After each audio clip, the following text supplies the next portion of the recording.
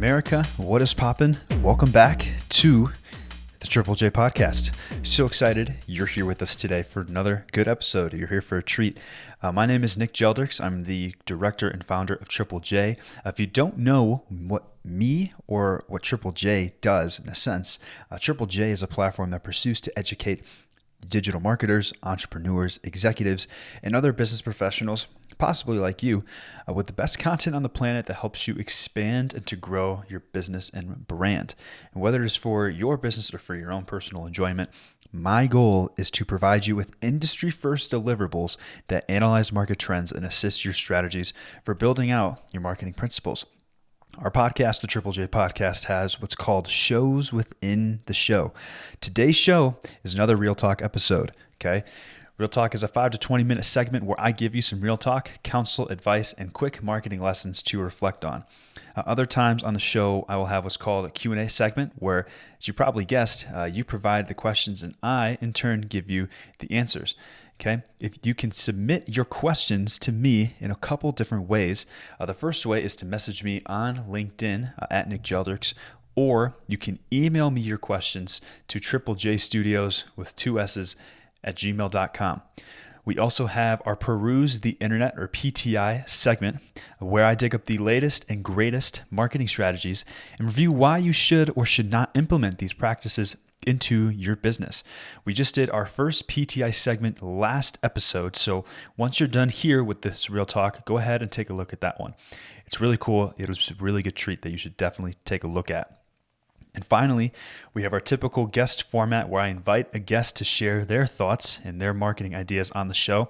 And within our typical guest format, we cover everything that is similar to what we offer here on the Triple J podcast, but we also go over personal development, branding, over the guest stories, and everything in between.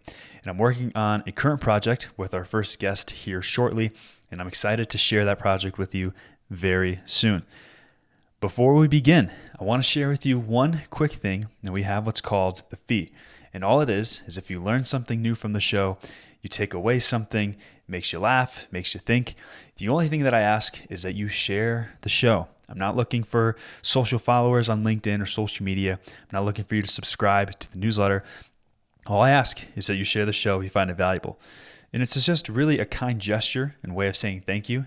And it ultimately helps me to create more content that you enjoy. So please share the show if you find it valuable. And in turn, if you don't, then don't. That's simple.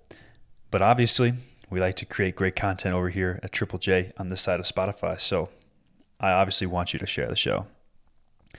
Alrighty, Real Talk. We've done a couple of these before, all of which I really enjoy. I'd probably say out of all of them, I like these ones because of the spontaneity that I'm able to kind of go into with these Real Talks. It's something I really enjoy and hope that you get something out of it. But let's talk about this one. This topic is really cool because it not only applies to marketing, but it mainly applies to you directly. Okay, it applies to your life. And you can call it a how to get rich in a fortified way. And not even rich. I take that back. I think rich is kind of an arbitrary word that gets thrown around a lot. And it's okay. I don't like the term. I think wealthy is a lot better of a term. So let me rephrase that. This lesson is all about how you can get wealthy in the best way that's really going to fortify yourself to have the best chance at a fruitful, fulfilling, and successfully financial life, and all of which this applies. And it is all about the one thing that we all have, but sometimes wish we had more of, and that is time. Your time is extremely valuable. And there's a couple different ways in which I want to approach this topic, 3 in which in particular. So I guess to start off, firstly, you are worth something. Okay, monetarily, you are worth something. Okay, you were worth something when you were 5 years old. You were worth something when you were in high school. You're worth something post-grad. And you're worth something when you're 40, 50, 60, and well beyond past the workforce. Okay, we all have time and we all have things that we value within our time. Okay, someone could probably pay you a set amount of dollars to go and do a job for them. Okay, whether it's cutting trees, whether it's doing retail work, whatever, okay? You value your time to an extent. And whether that's $15, $20, $200, or even $5,000 and beyond that, everybody has a monetary value for how much their time is worth. That's just how it is, okay? And it's been ingrained into us, gosh, for a very long time. I mean, honestly, since probably most of us started working, okay? There's a chance that your first job was probably an hourly paid work. That's totally okay. And even as you're probably past the college point, or if you're not yet, you will be, there's a chance that your job out of college could be hourly as well. But typically, the older you are, the more your time is worth. Not just because you can charge more, but because you also have less of it. Okay, this is kind of the simple way of economics within the world. When there's a scarcity, it creates a stronger demand for it, which in turn means some sort of resource like time becomes more valuable. Okay, more valuable than sometimes we even think. Okay, so if you're trying to become wealthy, if you're trying to build out your financial portfolio, you need to find the best, not the fastest, way to increase your hourly rate. Okay, I'll say this. There are so many clickbait and not even pyramid schemes, just people trying to sell you a course or trying to sell you this lifestyle that you can live if you do this or if you do that, or if you do this quick favor, all that. And we all have heard of these. Those are cheap shortcuts for wanting the life that we actually want. And in turn, they're selling you a dream that doesn't even exist. They're selling you something that they know is going to come up short, which in turn, for you missing out and losing a couple $100s, they get the short-term satisfactory of having a little bit more money. And they just keep going on with this. And they're all over social media. And quite honestly, it's pretty sad. I'm not going to lie to you, seeing all this stuff. Fortunately, since I've gotten a little wiser and older at the ripe age of 23, I'm able to kind of navigate and figure out which ones are authentic and genuine and which ones are just another scheme. But let's talk about this.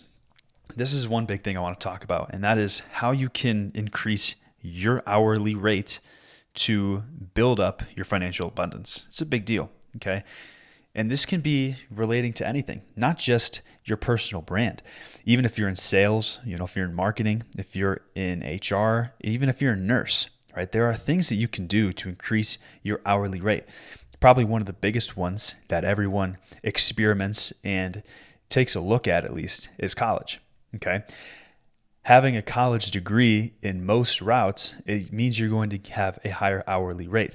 You've gone through the initial investment of going through college for 4 to 3 years. Okay, some people do it earlier than that to obtain a certification in a certain specialization. Okay, so for me, it was business and marketing.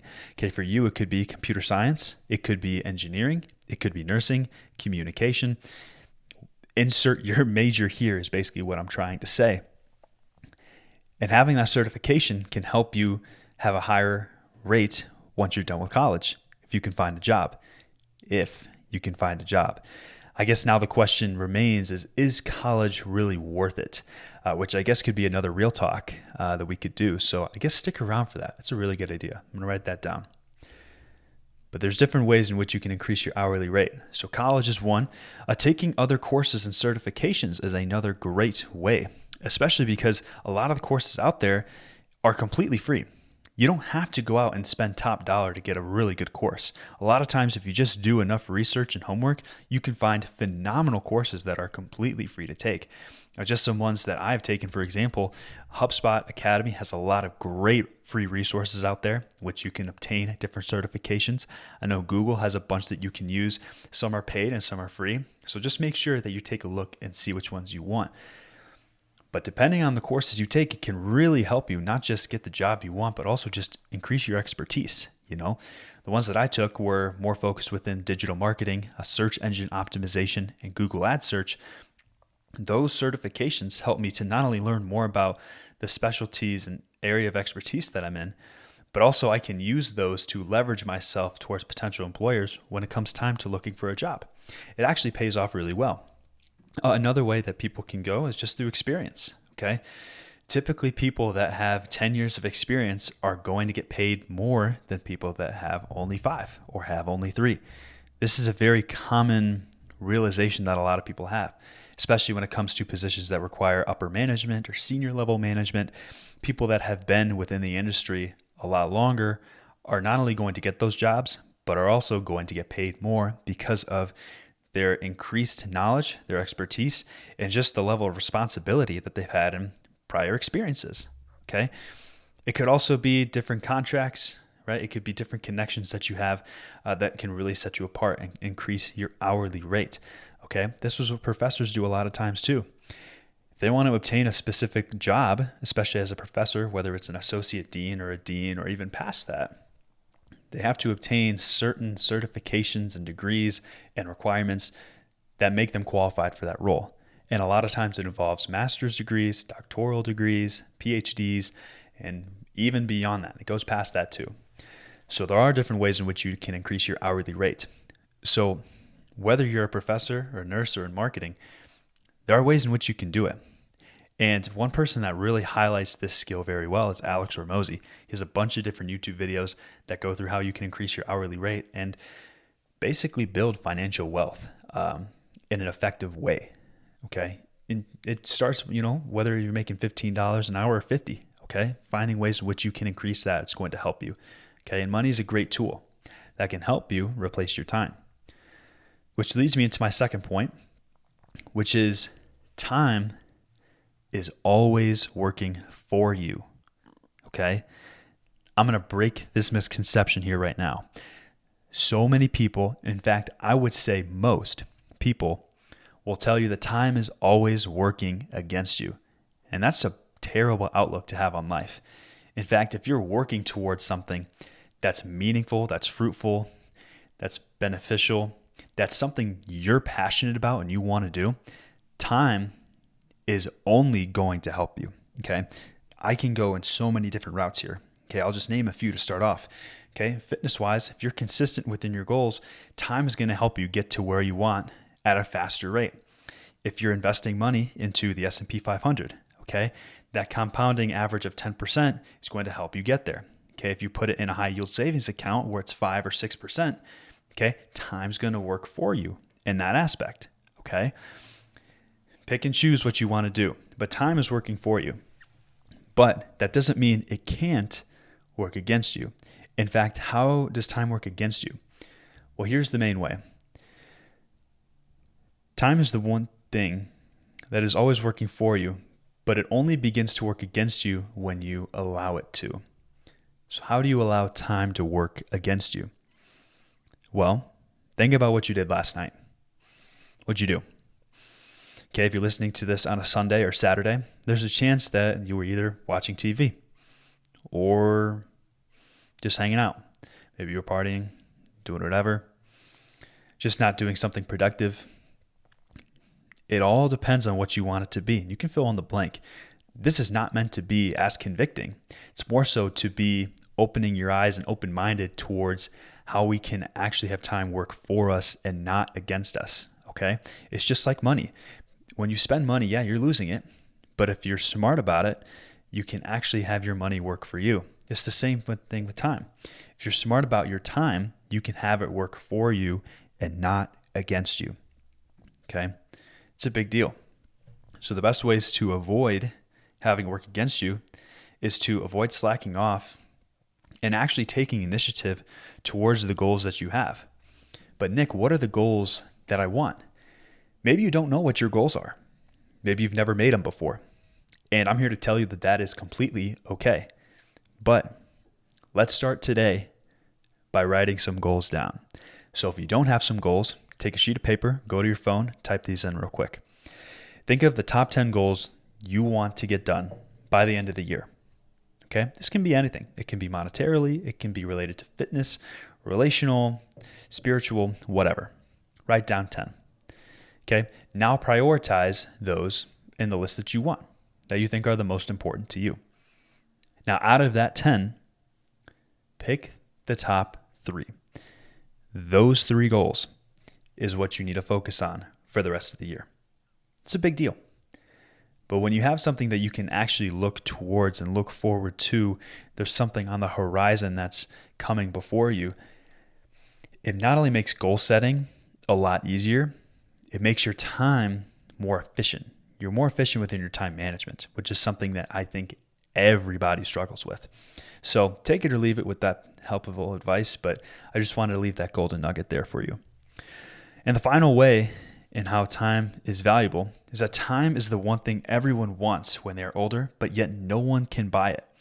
They can't necessarily buy time in of itself. I can't buy 2 hours. I can't buy an additional 2 days when I'm on my deathbed. I can't do that. Instead, what people can do is they buy things that can get time back from them. Okay. A perfect example is this. Let's say you're on a road trip from Denver to Florida. Okay. That's a decent trek. Okay. You're looking at about at least 20 hours of driving. Well, what if I don't want to drive the entire way and spend gas and sleep in my car or go to a hotel? What if I just want to get there faster? You can by getting a plane ticket and flying over there. Now, here's the point. Plane tickets generally are more expensive than driving across the country. Now, here's how it makes it up for it. You instead are exchanging money, your hard-earned money, for your time back. Okay? That, in a sense, is a good purchase. You get your time back and you're able to work with it a little bit. Because you spend so much time working, it's only right that you're able to get some time back and not solely dedicated to driving. Okay, I've done both road trips. I've done flying. I'll tell you this. I like flying. I'm probably one of the few people that does. So I like to do it when I can. But I acknowledge and understand that it's not for everybody. And so there's other ways that people can do that too. It's not just related to planes. It can be too for Uber Eats. If you don't want to physically go to the restaurant and pick up the food, no worries. All you got to do, put in an order on an app, doop, sends it over to you, delivers it right to your doorstep. You do pay extra for it, but you don't have to do any work. It makes it as convenient for you as possible. Okay, so what can you do today about time management? How do you do this when it relates to your personal life or your professional life? And this is not even just related to marketing per se. This is related to everybody, which is why I enjoy talking about this topic. Well, the first thing you need to do, this is kind of a 5-step plan that I have. So write these down if you want. If you don't, you can always save this podcast for later. But these are the 5 steps that I would do to maximize your time management and to increase your hourly rate for yourself. The first thing you got to do, find what you can provide that nobody else can. Find something that is specially, uniquely for you and how you can provide value from that. Okay? And maybe it's art, maybe it's dance, maybe it's music, maybe it's construction, maybe it's management and leadership, education, whatever. There's a skill that you have that has been gifted by God to you that you can utilize. And that is the thing that you should be leveraging because that is the thing that has been given to you. Okay? So once you have that gift and value there, now what you have to do is build your reputation and credibility around it. Okay, so now you know what you're talented in, what you're passionate about, but now other people aren't aware of it yet. So now the second step is basically sharing with your network what you're about, what you do, what you're good at, and how you can provide value to them. Okay, and people do this through consulting. They can do this through different services, different products, whatever. This is called business. It's the name of the game. And this part is basically marketing your business. What is different about you that other competitors cannot provide me as the customer? Okay. The third step is to continue to build your reputation and credibility through different degrees, okay, different connections, okay? These are certifications that are going to help you increase your hourly rate, okay? If I don't have these certifications, maybe I can charge $10 an hour or that, even less than that, okay? But those certifications might help me to get to 15, 20, 25, 30, 50, 100 in some cases. So that helps you increase it. And obviously, once you do that, you build the credibility and repertoire of skills that you can showcase to people. You have the connections, you're marketing it out. Okay, great. What's the next thing? Well, the next thing is now actually putting that to the test by doing the work for free. And this is in a sense called beta testing, where essentially you provide your product or your service to people. So let's say it's marketing consulting. Okay, it's a pretty generic one to do. Okay, let's say you're going out and you want to help a company revamp its marketing strategy. Okay, great. That's a great thing to do. For the first company you have, you want to do that for free. Well, why? I'm not getting any money from it. So what's the value in it for me? The value in it is this. You now have a portfolio of evidence that you can now share with potential customers and say, hey, listen, this is what I did for XYZ company, and these are the exact same things and more that I can do for you. That what you did there by doing it for free is in a way putting a time investment to build that credibility that lasts long term. Yes, numbers look good on a website. It's not the same as a testimonial. Remember that. Once you do that, then you're able to charge later on in the process. But once you have all that project done, now the last step is actually getting feedback for what you can do better. This way it helps you to improve on the things that you maybe thought were good or maybe you didn't even realize were kind of lacking in some areas. Okay, and it helps you to refine and tone in on your processes and to figure out really what is the most efficient way to streamline my business. So if it's marketing consulting, maybe I got to increase my meetings from once every 2 weeks to once a week. Okay, maybe the calls have to go from 30 minutes to an hour. Maybe I have to go on site a couple times. Okay, it can mean a whole bunch of different things depending on what industry you're in. And then the final thing is just repeating the steps 2 through 5.